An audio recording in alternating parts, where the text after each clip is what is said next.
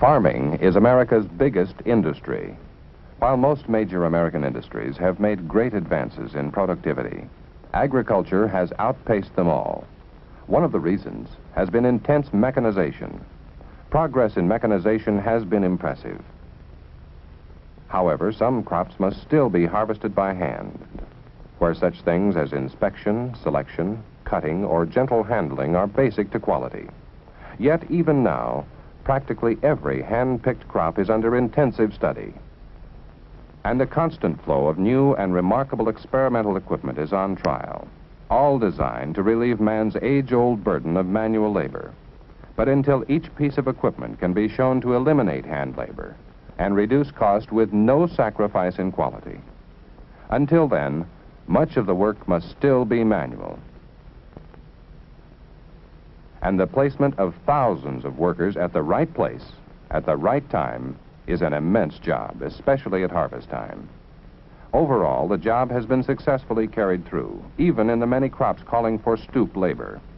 Here is stoop labor in the literal meaning of the term, but the term is also applied to many of the toughest and least desirable farm jobs. For example, no stooping here, yet because citrus trees are thorny, more difficult to pick than other fruits, most farm workers avoid this kind of job. All such farm jobs which are tough, dirty, or unpleasant are generally referred to as stoop labor. Understandably, then, this is the only area in which the American farm labor supply falls short and is supplemented by Mexican citizens, sometimes called nationals or Mexican nationals. But the term most commonly used is braceros. In Spanish, this means a man who works with his arms and hands. It so happens that the braceros form a tiny fraction of the total labor force used on our farms. Yet some Americans feel even this tiny fraction should not be used. A typical dialogue pinpoints the major issues. Well, with Americans on relief rolls, why bring in foreigners to work on our farms? Makes no sense. Makes sense to the farmer, though. These braceros work for lower pay than Americans would. But doesn't the farmer realize he's cutting down American labor, cutting down our living standards? Why doesn't somebody do something about it? In short, the big question in many minds is, why braceros? The question is so widespread that we consider it a public service to tell the why and how of braceros on American farms. Many field crops still call for stoop labor, especially at harvest time, when demand for labor is at its peak. It isn't easy to find men willing to take on such undesirable kinds of work, so the farmer must begin recruiting his seasonal labor force long before his labor needs reach the critical point. Once he's estimated the number of men needed, he goes to two potential sources. One of them is the Farm Placement Service, a combined federal and state agency which links men looking for work and farmers who have work to be done. Here, weeks before the season, the grower registers the jobs he has to offer, the types of work, the specific crops, the pay rates, and so on. This agency does an excellent recruiting job, but the farmer knows from long experience that workers able and willing to do this stoop labor are always in short supply. So he goes to a second source, a private labor recruiting association, the farmers' organized effort to recruit a labor force of their own. Again, weeks in advance, he notifies the association of his needs. The farmer knows that if the domestic supply is, as usual, short, the association can, if authorized, we repeat, if authorized, supply braceros to compensate for the shortage. Why is this so critical? If labor is not on hand when the crop is ready, the crop and the farmer's investment is lost. Which is why days before his harvest date, he revisits the Farm Placement Service to see whether enough seasonal domestic labor is available to meet his specified needs.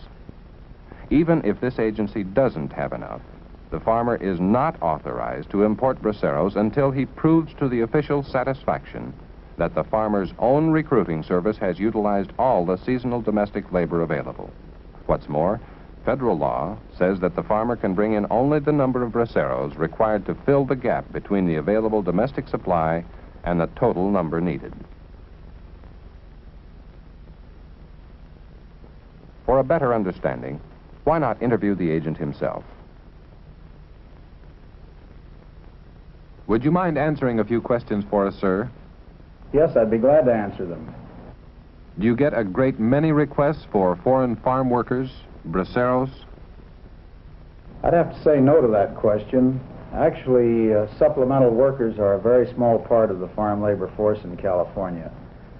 In fact, not as many are being used now as a few years ago because there are more domestic laborers now available for farm work. We use every possible recruiting method to ensure an adequate supply of labor, including newspaper ads, radio, recruiters, and a key location. I think we do a pretty complete job of recruiting domestic labor and that we meet most of the farmers' requests. Except for stoop labor, you mean? Well, we even supply a good deal of that. It's only when we can't find enough domestic laborers and the farmer has utilized all his sources that we approve the use of nationals. And no farmer is authorized to hire braceros unless he agrees to continue every effort on his own to recruit and hire domestic workers wherever they might be available. He must pay foreign workers at a rate no less than domestics doing the same kind of work. He has to keep us currently advised of the status of any activity in which he's using foreign workers. These regulations guarantee the employment rights of domestic workers, and nationals are used only when the domestic labor supply just can't meet the need. Thank you, sir. The farmer now brings his certification for braceros to his own labor recruiting association. And as has been seen, this certification for braceros is fully authorized by state and federal authorities. All the facts are checked and double-checked, and only if they meet the preset conditions can the order be put through.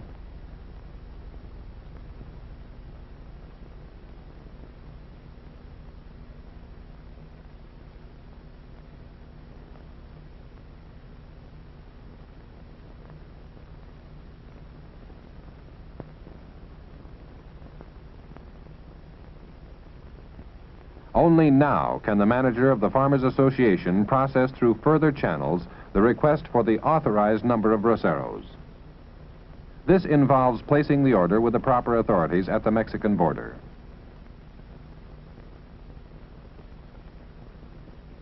The association manager himself can give us interesting details.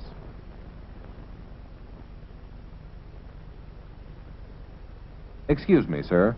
Did you order those nationals just for that particular farmer? No, that request represented an accumulation of 8 orders from growers in this area. When we receive a sizable amount of orders, we then call the El Centro Reception Center and place our order for foreign workers. But how does the reception center at the border get several hundred workers ready so fast? From past experience, we know roughly the number of Mexican nationals that will be needed to supplement the local labor in this area. We also know the seasonal high demands for this type of labor.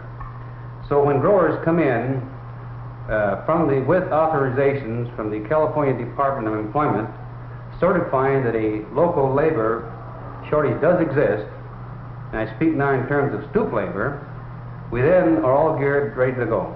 But isn't it through your organization that farmers also try to recruit domestic farm workers?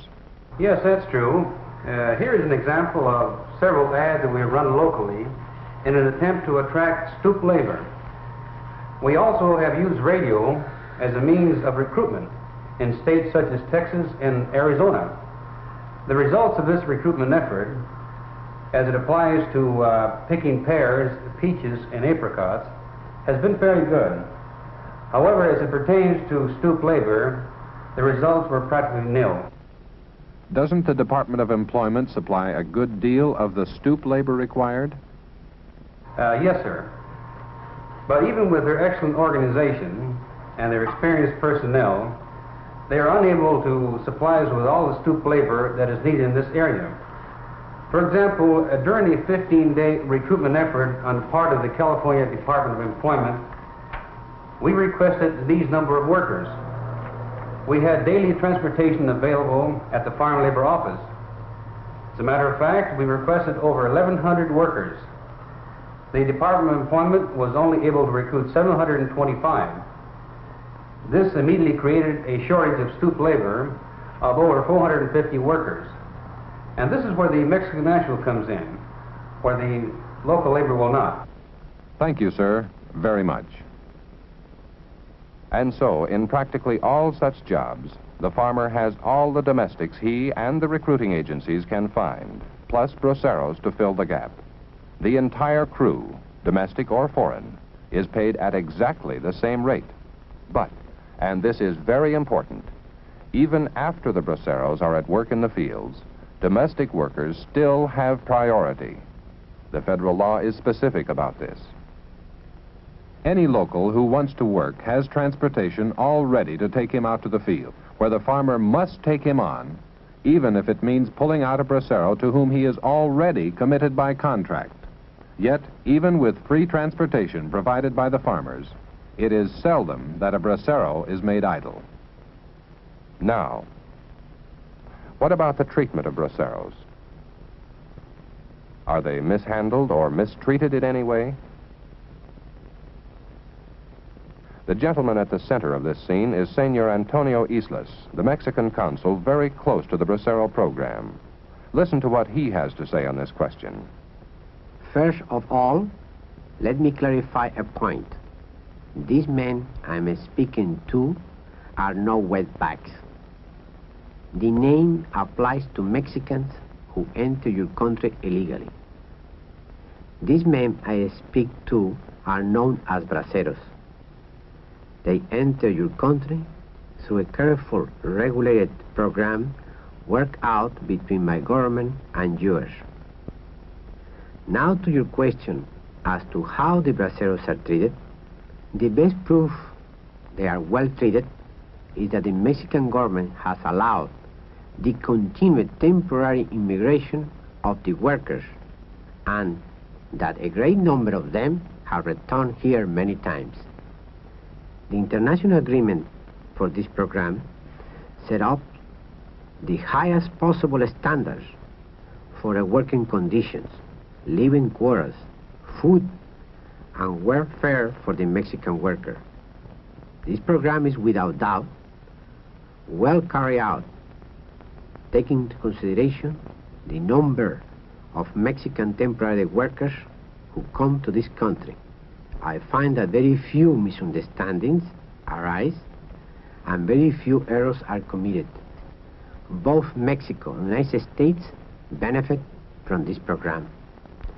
Mexico assists the American farmer with workers when there is a farm labor shortage, and the United States provides additional income to the Mexican worker, which improves his economy. As I say, both sides gain. In my contacts with the braceros, I can summarize my impression by saying they are pleased to come to work in the United States. And what of the money earned by the braceros? Is it all, as some people claim, drained out of this country? Hardly. Look at the braceros when they come here. It is obvious they need a great many things, like clothes, for instance. Where do they spend their money? As a local merchant put it, As a matter of fact, they spend a great deal of their money right here. They buy clothing and other domestic items, such as transistor radios, luggage, home furnishings, items that aren't readily available back home. Take a look at the braceros when they come into this country, and again when they leave. They have brand new shirts, pants, shoes, all items bought right here locally. Let's look at this in a little different angle. The stoop labor situation being what it is, I don't see how the local farmers can get along without braceros. Without this source of labor, many farmers are going to be unable to make a profit. And we sure don't want this to happen because the farmer is still our best customer. Yes, with the domestic supply of farm labor being inadequate, braceros are a must. But some people say to the farmer, Well, make the pay high enough and you'll pull in all the domestic labor you need. the fact is that farm wages have gone up steadily for many years, but we still don't have enough seasonal domestic labor willing to do this kind of work. Conclusion: unless we have braceros to fill the gap, many stoop labor crops will be forced out of American agriculture. The consequences? Much of our food processing industry's output would be replaced by imports. These jobs, now held by Americans, would be taken by workers in other lands, and our plants and equipment would be slowed down or shut down. Jobs and investment in the transportation industry would feel the blow. Example, in a recent typical year in just one state, the transportation of such familiar items as lettuce, fresh and processed citrus, asparagus, and tomatoes totaled over $166.5 million. Remove these familiar crops from production, and these millions now going into transportation would disappear, hitting both its management and its labor force. These same crops, from the same state, in the same typical year, required many types of containers, lids, caps, and labels, over $112 million worth. Cut out this $112 million worth, and what happens to the thousands of people who work in or invest in these allied industries? And these are just a few of the allied industries whose management, machinery, production, and labor force are all geared to the availability of these familiar crops, harvested for the most part by braceros. If all such crops are driven out of American farming, many jobs in allied industries would be lost. Many segments of our economy would feel the blow. The solution to the problem? As we said, even now, machines to eliminate stoop labor are in the pilot stage. Until they're ready, los braceros are a necessary supplement to our domestic crews. In Spanish, braceros means a man who works with arms and hands. But in American lingo, they are called lifesavers. And they are, not only to the farmer, but to the housewife, the grocer, the transporter, the canner and processor, and to all of the other industries whose output and very existence are so closely interlocked and dependent on the continued supply of such crops.